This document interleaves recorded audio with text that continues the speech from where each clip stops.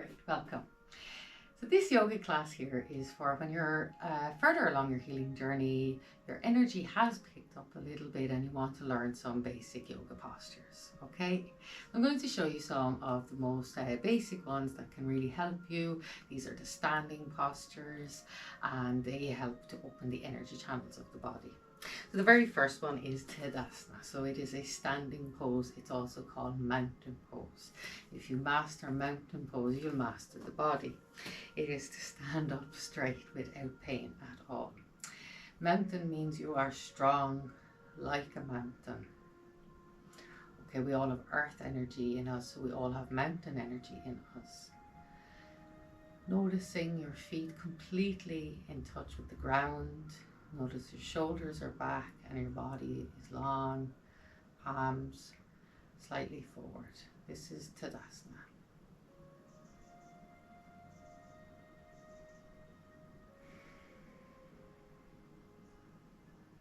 Okay.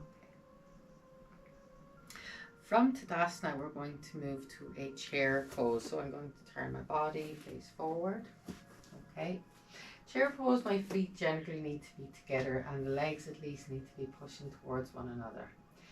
We're going to inhale the arms up, round a 45-degree angle, and stick our bum back and down. So we're bending the knees, we're bending the hips. And this is what's called chair pose. Okay, and we'll take it here for a few breaths. Now we're remembering that yoga is a steady, comfortable pose. So you want to find a variation. If the hands hurt, you can bring the hands by the sides. If you find that degree is too easy, you can bring it up further and bring the hips down and back. That's all fine. Finding your pose. Now we're going to move from here into a forward bend. So we're allowing your body to come forward. Now you can also maybe let the feet come out a teeny tiny bit wider and just let the body hang.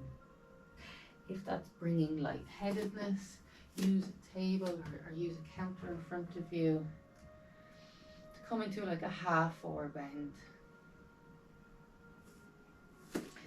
Okay, if you don't have a table and you feel strong, you can hold it or bring the hands on the hips.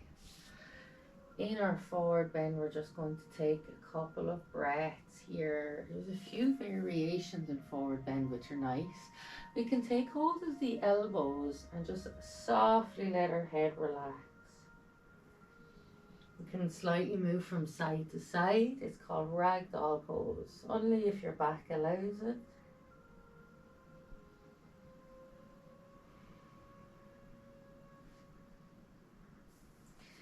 That's really, really nice now. Okay, now we're going to inhale, roll the spine up to standing. So those poses roll really nice into one another as well. Now let's go from here to a warrior one pose. So I step up to the front of my mat and I'm going to take a step back with my right foot. It ought to be roughly the length of my leg. I want both my hips going forward, so my foot ends up somewhere around 45, could be 25, that's all okay, but do make sure the hips are going forward. Now we're going to inhale the arms up. There is a bend into the front knee, however this knee does not go past the ankle. If that's happening, you need to take a wider stance, okay? If the knee goes past, you're putting the weight on the knee. If it stays over it, the weight is going into the foot. So we want our weight into the feet. Warrior pose, like the mountain, is strong like a mountain. Inhale the arms up. Few variations here. You could look up, you can bring the hands together, it's all fine. You can go into what's called cactus arms, okay? We can bring the hands on the hip. And we can also interlock the fingers behind and roll the shoulders back. So there's a few variations there in Warrior One. Because when you do it a lot, it starts to be like, well, why? What's the value of the pose? Well, the value of the pose is the energy channels it opens are so powerful. Okay, and then we'll do the same on the opposite side. So I tend to turn on the feet. Make sure the hips are going forward. And then inhale the arms up. We're bringing that gentle bend into the front knee. Now there ought to feel like there's a stretch right here in what's called the soleus muscle. It's underneath the calf. That ought to stretch. And here's where we're disengaging our adrenal glands. And we're inhaling, expanding our experience of life by opening our lungs. Okay, you could open the fingers wide if you want. And imagine there's energy shooting out through your fingers, releasing out all energy we no longer need. Okay, so again, there's a few variations. You can also bring the hands into prayer.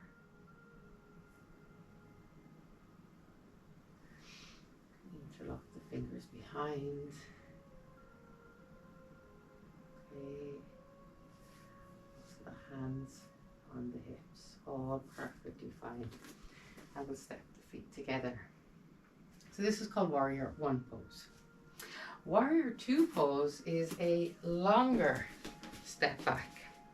So we take up nearly all the mat here in Warrior 2. The front leg pointing forward and the back leg is parallel with the back of the mat, okay? So it's perpendicular. Hands are up at shoulder height.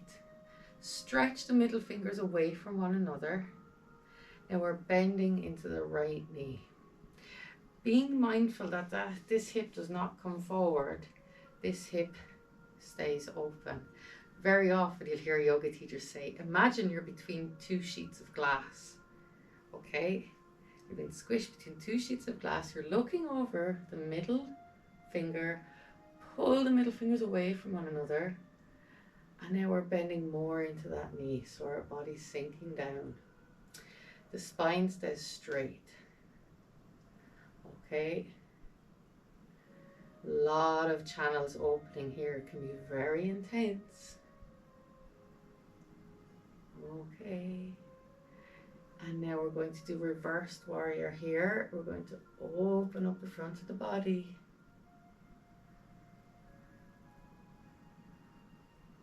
That's it. And back to the center.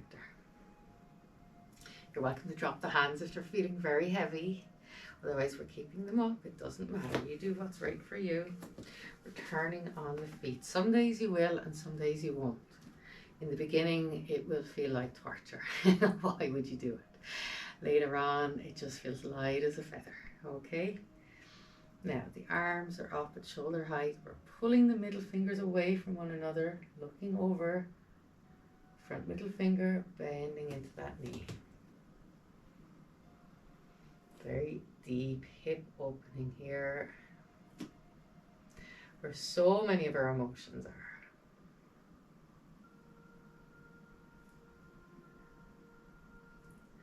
Now let's go for our reversed warrior. So the back hand comes onto the back leg and we open up the front arm to get a nice stretch all along the ribs here.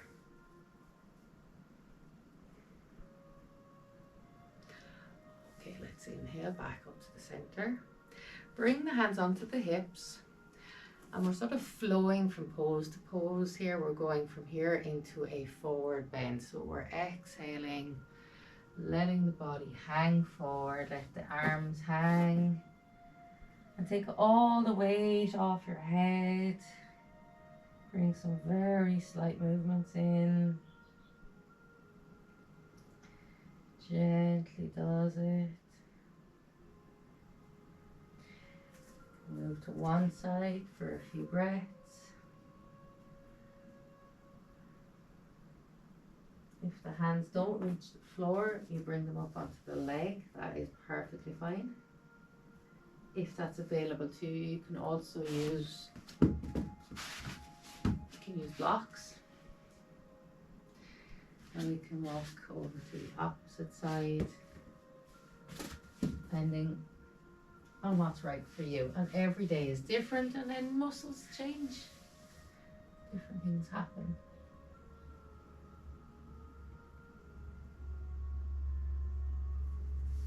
Okay, we'll come back to the center. Hands onto the hips and inhale. Lifting up. If that felt very stiff for you, you could just give a little tiny stretch back and bring yourself to neutral again. And we'll shake those all out. Okay. Done all of those. Forward bend we did, half forward bend, plank. Yeah. Okay. So now we're coming down onto our all fours, and this is just a lovely place to start sometimes with yoga when you just don't really know what to do. You could give a few kind of cat-cow stretches, which are just amazing for the spine to wake it up. The spine being the Sushumna, which is the biggest energy channel of the body and where the most amount of information from the brain is coming from. So we like to have that working and energy stimulated. Just following your own breath here. So we're going to lower down onto the floor just in whatever way feels right for you. And whenever I come to the floor, I tend to take a moment just to let your head relax, let your arms relax, totally let your spine relax.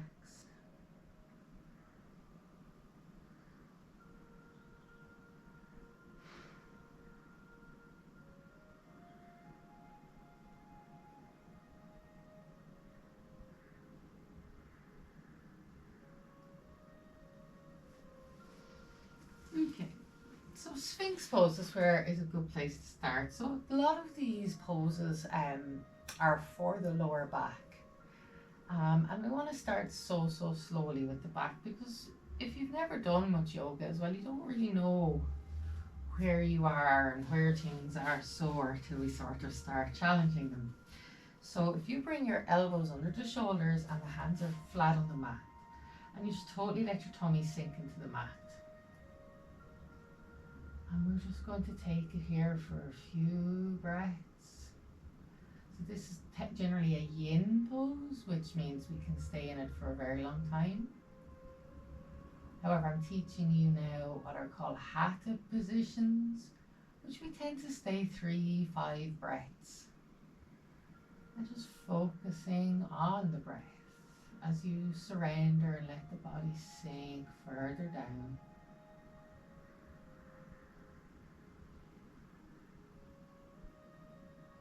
Notice where you feel that in your body.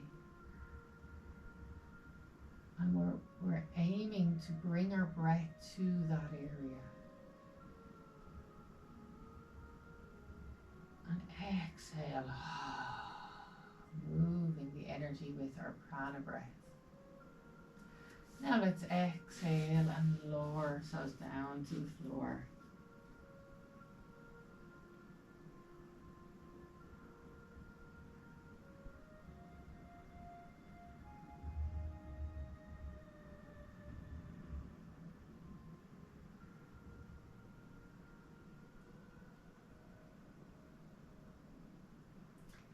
Great, so Sphinx pose gets us ready for Cobra pose. So Cobra, if you bring your hands along beside the shoulders first of all.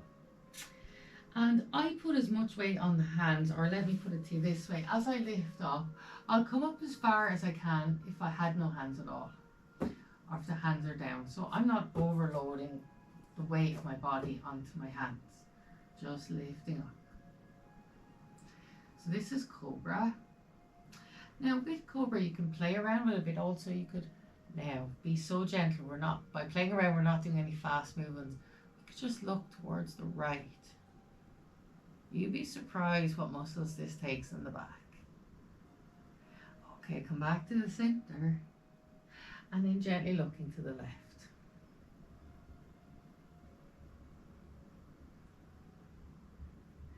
Come back to the center and exhale, lower the head down. Relax the hands, the head.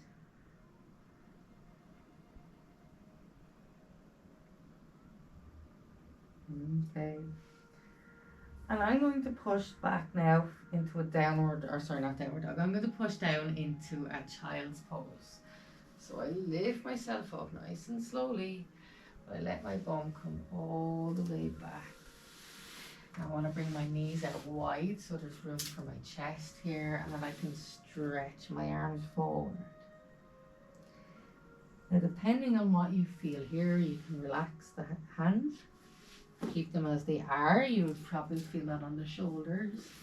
And if you feel like there's a little more energy to go, we can come up onto the fingertips and really feel that into the shoulders. It's intense if you have any tight shoulder the rotator cuff. So you just got to see where you are today.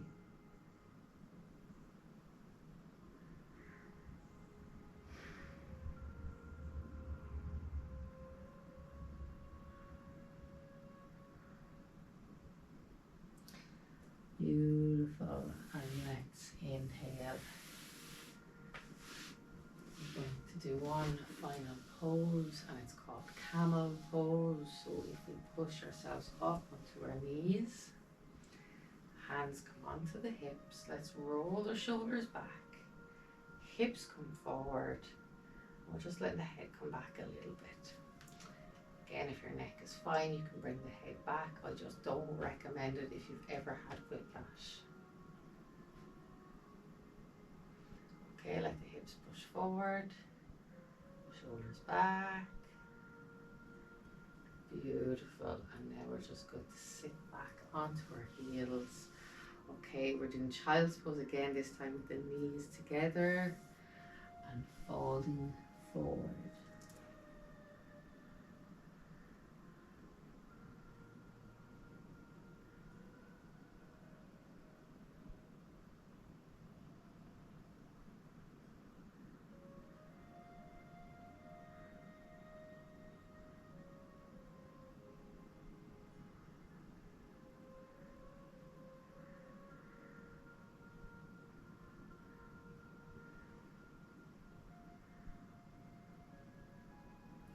Okay, now let's inhale and roll the body up.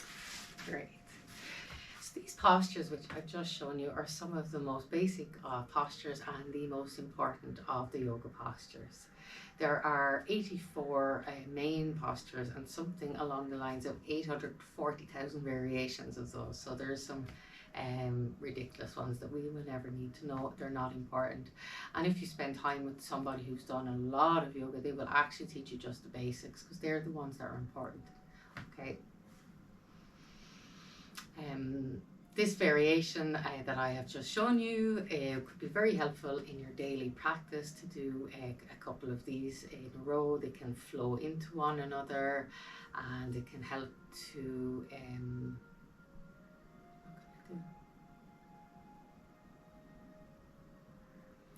these postures that I've just shown you, there is a flow to them and you can work them together. They will work for most of the body, certainly to strengthen up the spine and open up the energy channels. And it is a lovely way to start your day or to have some kind of a guide to help you get going with yoga and feeling good. Blessings and thank you.